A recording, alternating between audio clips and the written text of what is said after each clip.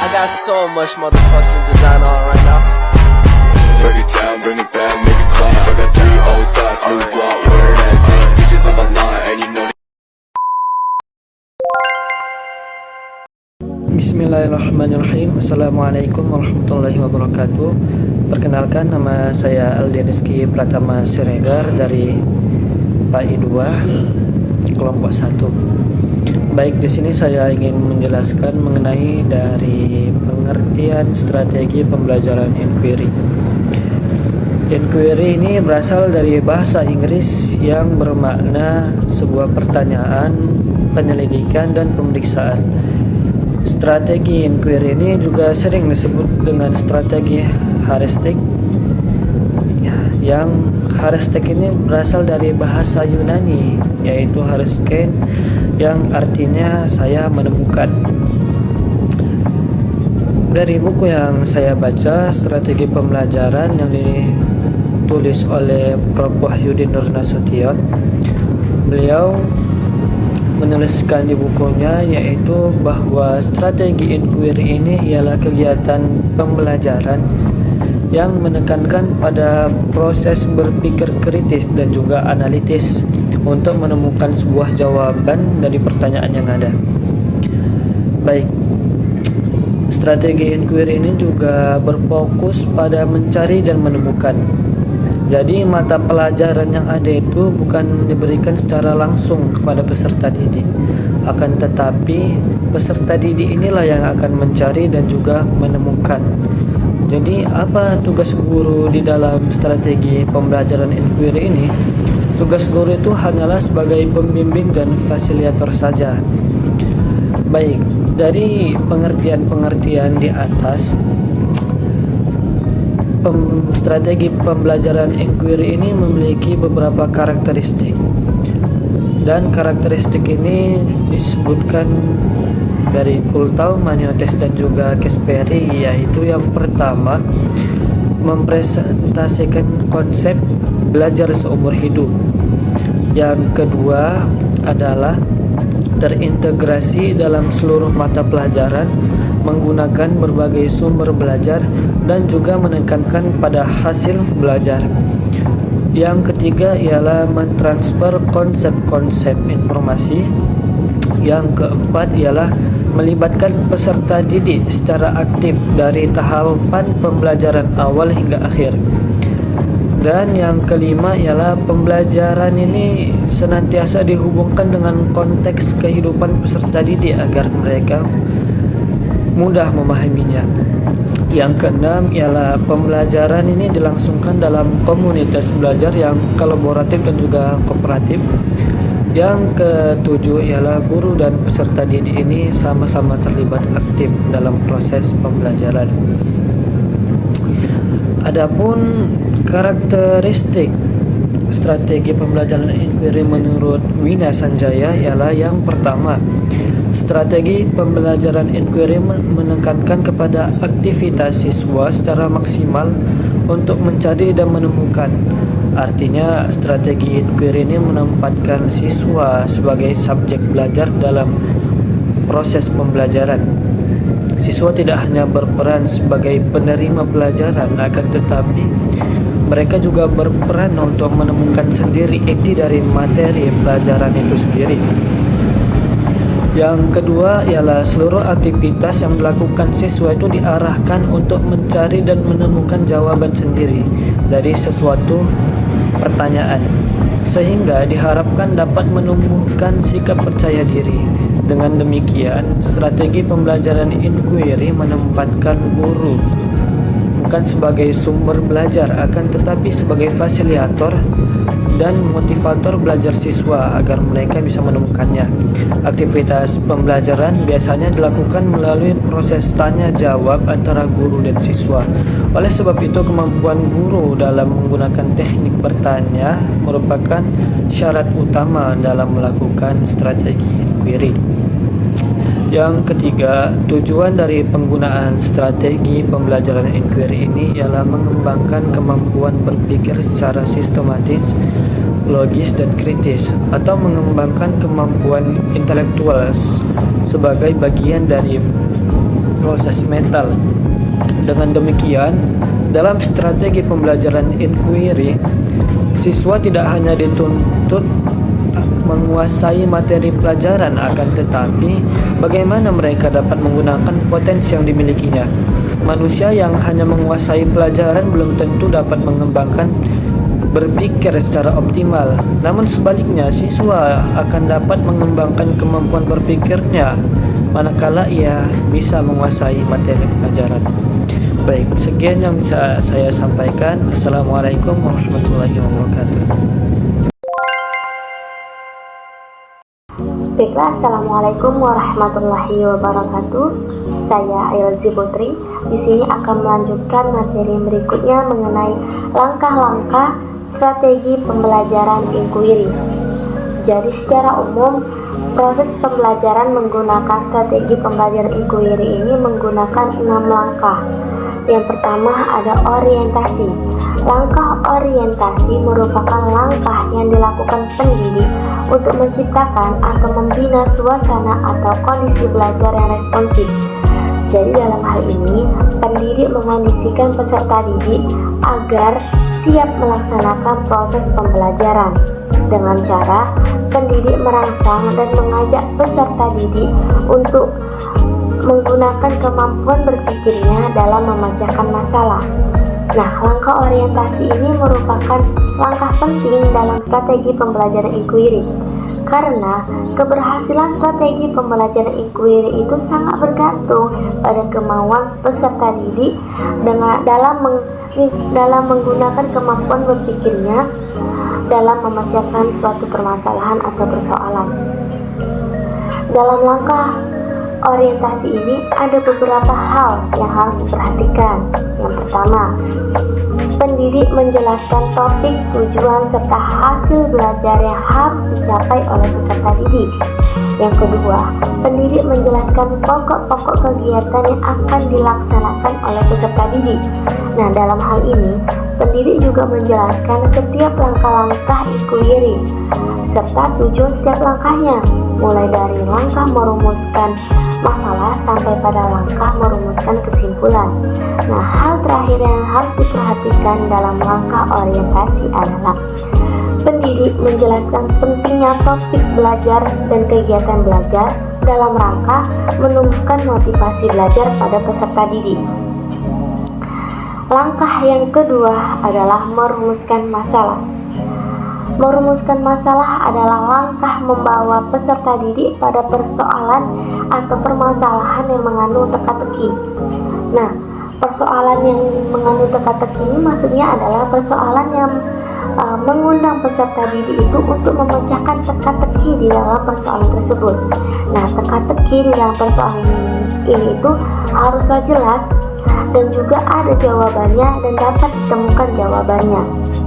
Jadi, dikatakan teka-teki dalam rumusan masalah ini ialah dikarenakan rumusan masalah ini sudah pasti memiliki jawaban. Nah, tugas pendidik adalah mendorong peserta didik untuk menggunakan kemampuan berpikirnya dalam mencari dan memecahkan teka-teki tersebut.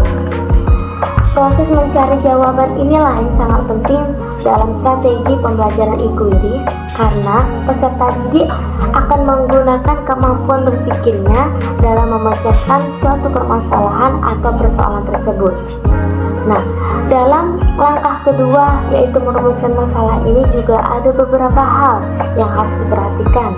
Yang pertama, dalam merumuskan masalah ini diserahkan kepada peserta didik. Artinya, di sini peserta didik itu akan memiliki motivasi belajar yang tinggi apabila mereka yang menentukan sendiri rumusan masalah seperti apa yang akan mereka kaji.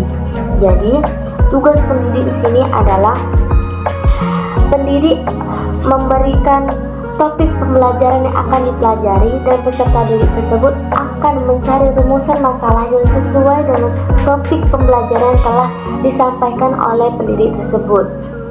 hal yang harus diperhatikan yang kedua adalah masalah yang dikaji atau persoalan yang dikaji ini adalah persoalan yang mengandung teka-teki.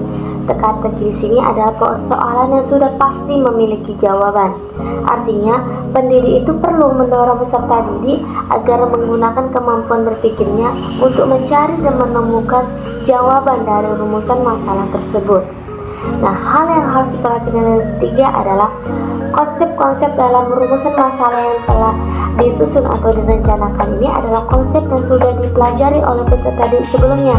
Artinya, pendidik ini sudah menjelaskan konsep-konsep pembelajaran yang akan dicari rumusan masalahnya tersebut kepada peserta didik. Jangan sampai peserta didik ini mencari rumusan masalah yang dimana konsep-konsep dalam rumusan masalah tersebut belum mereka pelajari. Oleh karenanya, peserta didik ini harus dibekali dengan konsep-konsep pelajaran dengan matang sebelumnya oleh pendidik. Langkah dalam strategi pembelajaran inquiry yang ketiga adalah merumuskan hipotesis. Seperti diketahui sebelumnya adalah hipotesis ini merupakan jawaban sementara dari suatu permasalahan yang sedang dikaji. Seperti dikatakan, hasil jawaban sementara tentu harus diuji kebenarannya. Nah, dalam langkah inilah peserta didik diharapkan mampu mencari jawaban sementara dari rumusan masalah yang telah diajukan sebelumnya dengan menggunakan kemampuan berpikir mereka. Adapun langkah yang keempat dalam strategi pembelajaran inquiry ini adalah mengumpulkan data. Mengumpulkan data merupakan proses atau kegiatan mengumpulkan informasi yang dibutuhkan untuk menguji hipotesis yang telah diajukan. Nah, dalam mengumpulkan data ini itu sangat bermanfaat dalam perkembangan intelektual peserta didik, di mana dalam pengumpulan data ini tidak hanya menumbuhkan motivasi pada peserta didik saja, akan tetapi ketekunan dan juga kemampuan berpikir peserta didik ini akan terus berkembang seiring dengan mereka mengumpulkan data-data atau informasi tersebut. Langkah yang kelima adalah menguji hipotesis. Menguji hipotesis adalah proses atau langkah menentukan jawaban yang dianggap sudah sesuai dengan data dan informasi yang telah mereka cari sebelumnya atau mereka dapatkan sebelumnya dari mengumpulkan data-data yang dilakukan sebelumnya. Jadi dalam hal ini, data-data yang telah dikumpulkan itu dicari jawaban yang sesuai dengan data-data atau informasi yang telah dikumpulkan sebelumnya. Nah, adapun langkah yang terakhir dalam strategi pembelajaran inquiry ini adalah merumuskan kesimpulan. Jadi, merumuskan kesimpulan ini adalah proses mendeskripsikan temuan yang diperoleh berdasarkan hasil hipotesis yang diperoleh, hasil pengujian hipotesis sebelumnya. Jadi dalam hal ini, peserta didik itu mendeskripsikan apa hasil dari hipotesis yang telah mereka uji. Namun banyak sekali kesalahan yang terjadi di mana peserta didik ini dalam merumuskan kesimpulan tidak sinkron, tidak fokus pada rumusan masalah yang mereka rencanakan sebelumnya. Oleh karena itulah tugas pendidik di sini adalah pendidik membimbing peserta didik untuk mengumpulkan data-data yang sesuai dan konkret dengan rumusan masalah agar rumusan masalah dengan kesimpulan nantinya akan balance atau akan sesuai dan tidak terjadi ketimpangan. Sekian dari saya. Wassalamualaikum warahmatullahi wabarakatuh. Assalamualaikum warahmatullahi wabarakatuh. Nama saya Nur Laisa. Saya akan melanjutkan menjelaskan materi tentang strategi pembelajaran inquiry. Yang sebelumnya teman-teman saya sudah menjelaskan, yaitu pengertian strategi pembelajaran inquiry dan langkah-langkah strategi pembelajaran inquiry. Dan saya akan melanjutkan menjelaskan tentang kelebihan dan kekurangan strategi pembelajaran inquiry. Baiklah, saya akan menjelaskan terlebih dahulu kelebihan strategi pembelajaran inquiry. Jadi yang pertama, kelebihan strategi pembelajaran inquiry ini menekankan kepada pengembangan aspek kognitif, afektif, dan psikomotorik secara seimbang, sehingga strategi ini dianggap sangat bermakna. Kemudian yang kedua, strategi pembelajaran inquiry ini dapat memberikan ruang kepada peserta didik untuk belajar sesuai dengan gaya mereka. Jadi peserta didik dibebaskan untuk memilih gaya belajar mereka dari setiap masing-masingnya. Kemudian yang ketiga, strategi ini dianggap sesuai dengan perkembangan psikologi belajar modern yang menganggap belajar adalah proses perubahan tingkah laku dan berkat adanya pengalaman. Yang keempat, menjadikan peserta didik semangat belajar dan berpikir secara kritis dan lebih aktif lagi dalam melakukan pembelajaran. Dan kelebihan yang lain dari strategi pembelajaran inquiry ini, strategi ini melayani kebutuhan kemampuan di atas rata-rata. Artinya, jika ada peserta didik yang memiliki kemampuan yang bagus atau cepat menangkap, dan ada juga peserta didik yang lambat untuk menangkap pembelajaran, maka di antara kedua tersebut tidak ada yang mengalami kerugian, karena yang peserta didik yang cepat dalam menangkap pembelajaran itu tidak akan terhambat dengan peserta didik yang lemah atau lambat dalam menangkap pembelajaran. Jadi strategi ini sangat cocok digunakan untuk kemampuan di atas rata-rata. Sebelumnya saya sudah menjelaskan beberapa kelebihan dari strategi pembelajaran inquiry ini. Tapi dengan hal itu, strategi pembelajaran inquiry ini juga memiliki kekurangan. Oleh karena itu, saya akan menjelaskan kekurangan dari strategi pembelajaran inquiry ini. Jadi menurut saya, strategi pembelajaran inquiry ini sebenarnya sangat efektif apabila diterapkan dalam suatu pembelajaran, karena strategi ini membuat peserta didik untuk berpikir secara kritis. Tetapi dengan hal itu, strategi pembelajaran inquiry ini memiliki kekurangan juga, yaitu seperti memerlukan waktu yang panjang untuk menerapkan strategi pembelajaran inquiry ini. Jadi mungkin ini penjelasan dari saya. Wassalamualaikum warahmatullahi wabarakatuh.